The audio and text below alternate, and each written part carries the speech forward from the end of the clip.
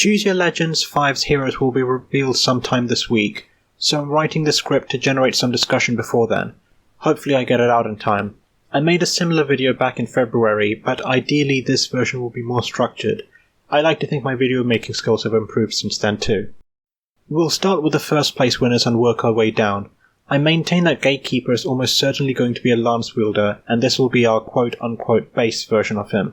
I suppose it's possible his outfit will get an upgrade though. Perhaps we'll wear something similar to Aloysius' armor, but I don't think we'll get another Gatekeeper in the base pool. A seasonal ult, on the other hand, I think is possible in another year or so, considering how many votes he got, whether or not they came from people who actually play Fae. He's the most likely of the four to get a brand new weapon, either based on Norse myth or Garreg Mark itself. Assuming he doesn't get a Lance of Zoltan or something instead, of course. And as with everyone else, I think his preferred skill will likely be a save skill, though I suspect it'll only be a near save one, unlike the Omni save others have suggested, though he'll still get buffs to all 4 stats instead of just 1. After talking with a friend, I think it's possible he'll get some sort of isolation ability too, since we've only gotten it on 3 heroes so far: Bridal Fume, Mila, and Duo-Hilda's duo skill. We felt that also fit the gatekeeping aesthetic. The possibility of a save skill is the only thing making me think he'll be an armoured hero. Otherwise, I'd say he's guaranteed to be infantry. Marianne, on the other hand, is confirmed to be a Holy Knight, given last year's heroes also appeared in their final classes. I'm also 90% certain she'll wield Lutgang too, since as with Lysithea, I believe IS will consider this to be her time skip variant, and skip her when they get round to doing everyone else's. If they heard that everyone thought last year's winners were among the most boring though, I suppose there's a chance they'll mix things up. If so, she could be a healer or a mage. There are 2 enemy-exclusive staves she could wield, Circe and Asclepius, or she could get a Fate original staff like Veronica and Camilla. If she gets a tome, the strongest spells she could wield, apart from Fimbulvita, which she already has, are Cutting Gale, which would be new to Fae, and Aura, which has already appeared twice thus far, in Lind and Delthea respectively. Whatever her weapon, I think it'll have Canto built into it. If any of the mounted units on this banner are to have that privilege, it's bound to be her. I believe her preferred skill will be related to animals and beast heroes. For example, something that will treat her as a beast so the latter can transform beside her. It's a skill you'd expect to debut on Zehak or Tomod instead, but oh well. She could also get Beast Fang as a preferred special, with a bonus effect against cavalry or transformers, similar to Ruptured Sky and Sublime Heaven. The second place winners are where things get really interesting, and this is a belief I've held since February. Marth has a few options. He could wield his Lodestar outfit from Warriors, or something modelled after his father or Andri. I would have suggested his FE1 look, similar to Brave Celica and Brave Arm, but his child alt already has that covered. He could be infantry or a cavalier, also like his father. The 2 obvious choices for him are the Starlight Tome and the Ohm Staff, and I'd prefer the latter despite the original's description of being restricted to princesses. It's a staff that can revive the dead, which could manifest by granting the miracle status to any ally he heals, making him a perfect ally for hit and run or Gale Force units. Starlight could remove debuffs for himself and his allies to replicate its original purpose, and since it technically isn't a light tome, it could fit any colour but red too. But speaking of red, there's also a chance Marth will just get a stronger falchion instead, much like Brave Arm did 2 years ago. It's the worst possible scenario, but it's still worth addressing. If it does come to pass, I just hope it comes with a strong secondary effect to make it worthwhile without a unique skill to support it as Arm does, much like how Sealed Falchion comes with a +5 bonus to all stats.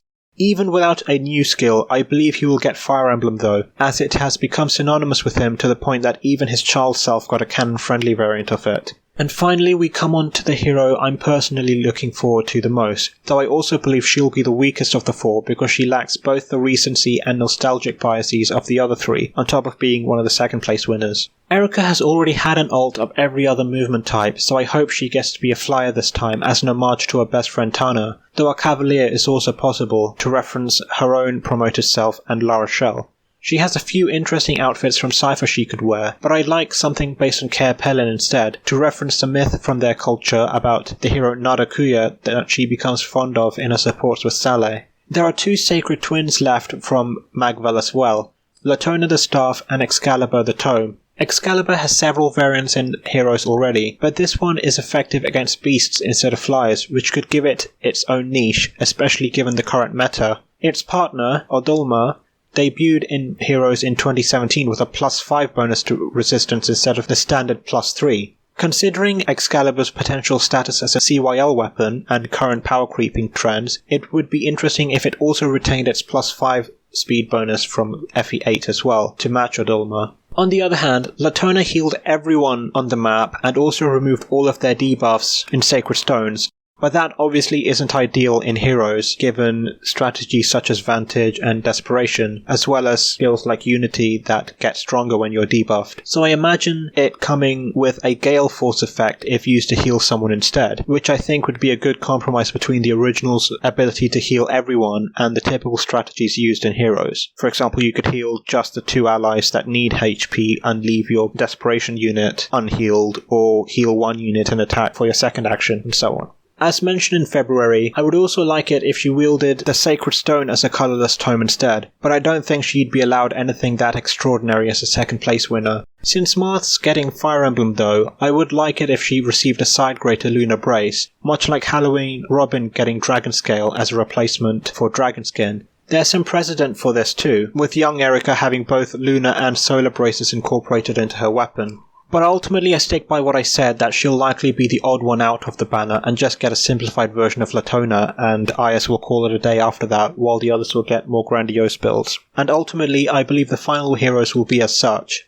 Gatekeeper will be a lance, armor, or possibly infantry hero with clothes based on Alois. Marianne will be a sword cavalier in a custom Holy Knight outfit, again much like Lysithea getting a dark-coloured version of the Gremory outfit last year. Marth will be a green tome cavalier in his father's outfit, and Eirika will be a staff flyer in clothes inspired by Tana, or at least the Fralian uniform.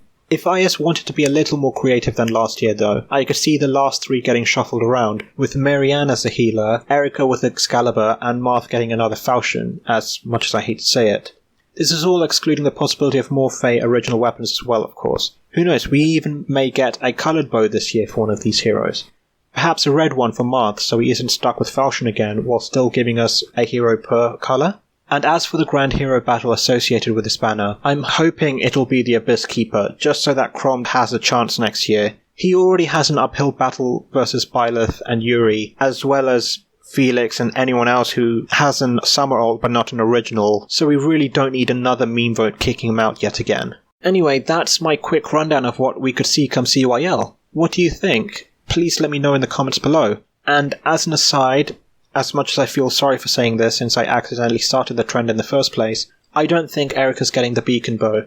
I fear it's too obscure for IS to bother using since, again, I think she's doomed to be the one they get lazy on, even more so than the 3 houses winners. Regardless of that though, thank you all for watching and, as always, have a great day.